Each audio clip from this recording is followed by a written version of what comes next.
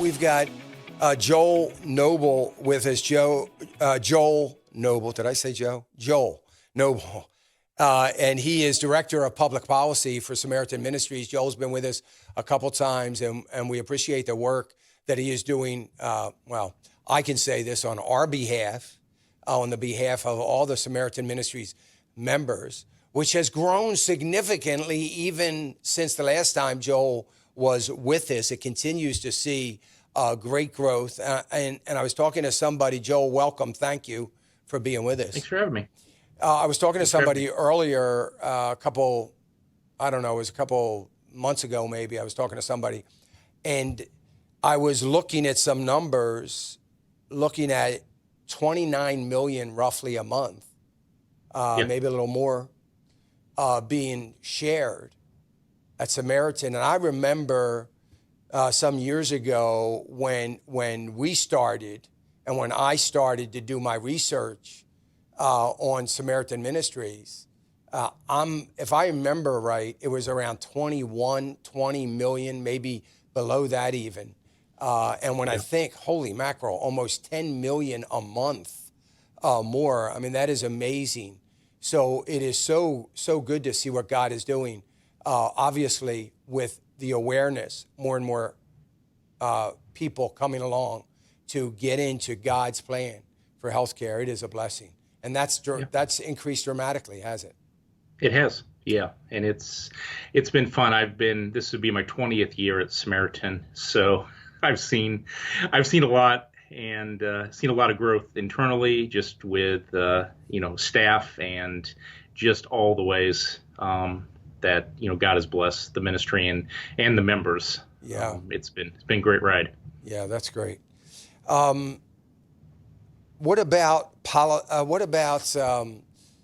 different plans for the membership, for the partners? Has that contributed to an increase? And I know there are some plans that came out last year geared to maybe that single young person right out of college. Has that helped? It has, and we're getting ready to hopefully this fall fully launching a new program we're calling Samaritan Given. It's been in beta, and we've opened it up a few times to limited new members and for current members to get in. And it is a more automated version of what we're doing in community. Our classic and basic program is truly direct member to member. They're using PayPal or sending a check. And this will allow them to have an app and use an EDI card to be able to send in. So the community will still be there through the app and being able to send those notes and prayer requests, but we're just working on automating the actual member-to-member sharing. And so we're very optimistic about that, especially as you mentioned, with the young people. Everything is app-based now, and we've been working on that for many years because we wanted to keep community first, and that was sort of the why it took a while, because we wanted to definitely keep community there and then get it streamlined. So we're super excited to see what God's going to do with that this into this year. Yeah, that is great. That is great. So how's COVID had an impact on Samaritan? What does that look like?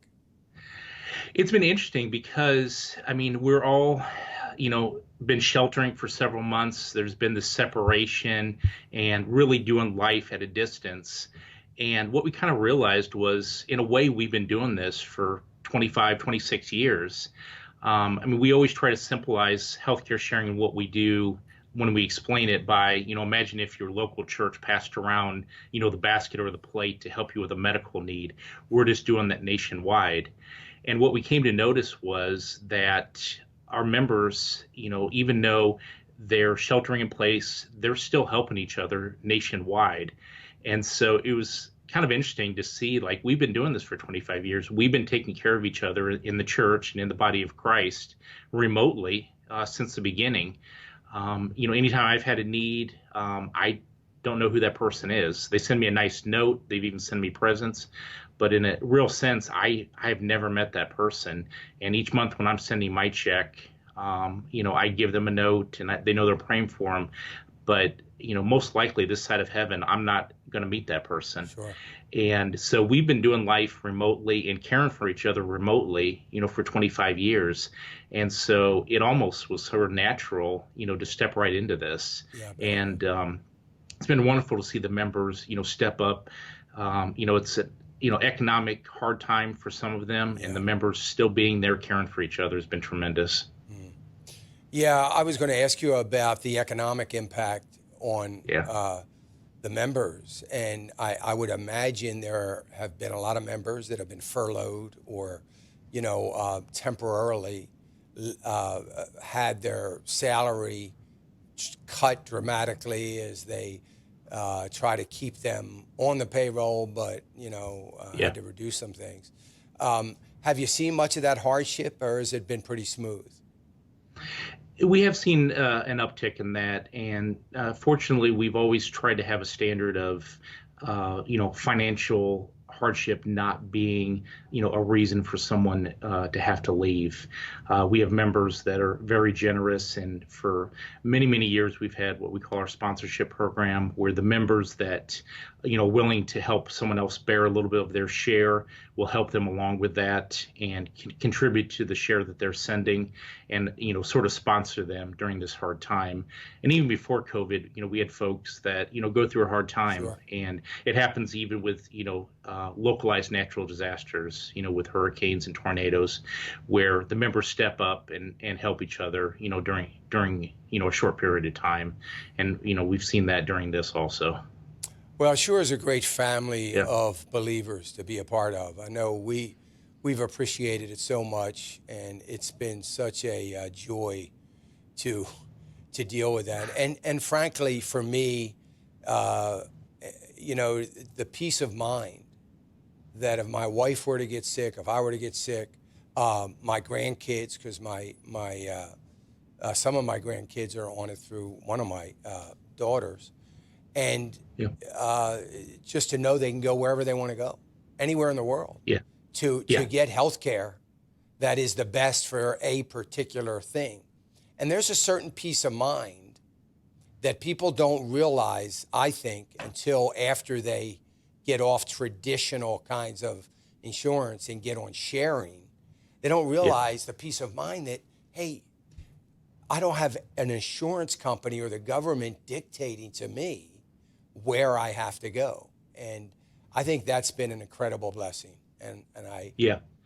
people need to experience that. Yeah. Yeah, it has been, and it's a time of upheaval now. I mean, you watch the news, and it's hard to watch. I mean, it seems like literally the world's on fire in some places, and to be able to fall back and realize that the body of Christ and your fellow members and your fellow Christians are there to help you.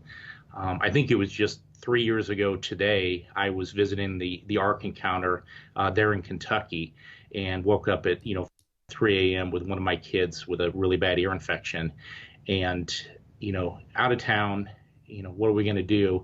And I knew in this case, one of the benefits of being a member was we had a dial a nurse, benefit, through the website on Samaritan. So 3 a.m. called the nurse, got a prescription, went to a 24-hour pharmacy, got him amoxicillin and got him treated, and we were at the Ark the next day. And so it's, never once did I think, oh, this is going to be not taken care of or not helped with. And so, it was really good to have that, assurance that the other members are out there. Yeah, it sure is. From a policy perspective, what's happening in Washington? I know there's a couple things that might impact us. Absolutely. So sometime back, the administration put out a proposal that's going to go into effect at the beginning of the year around price transparency, having hospitals actually show what they're charging. So not just the charge master, which is the extreme high that most people don't pay. It's what they're actually charging providers. And as self-pay patients, this is huge for us at Samaritan and all healthcare sharing to know what a fair price is. and to be able to see that, and there were some lawsuits around that, and right now the administration, won the first round of those lawsuits. I'm sure there will be appeals and going forward, but to open up the price transparency would be huge. And then also there's a proposed rule out from the administration and the departments around being able to deduct your share if you itemize on your taxes. And so that's going to be a big benefit for some of the members. And it's also opening up what's called health reimbursement accounts.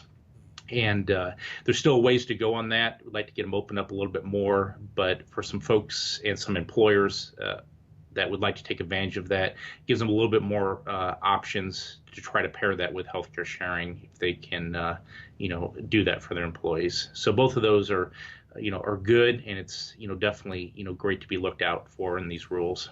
And both of those are going to be on the table for January, or at least certainly the transparency until we go through all the appeals, which we will have. Exactly. Yep. Yeah. So that's great stuff. And how long have you guys been around? Just remind everybody, 25, over that, right? Yeah, 25 in October. So it's just a few months shy of 26 coming up here in October. And how many in those 25 years has anybody ever not gotten their health care needs met? No, so we have met 100% of eligible needs, and wow. So Awesome. I mean, we have guidelines, and there is things that fall outside of those guidelines, but within the guidelines, we've met 100%. Great stuff. Thank you, Joel Noble, Director of Public Affairs, Samaritan Ministries International. Thank you, Joel.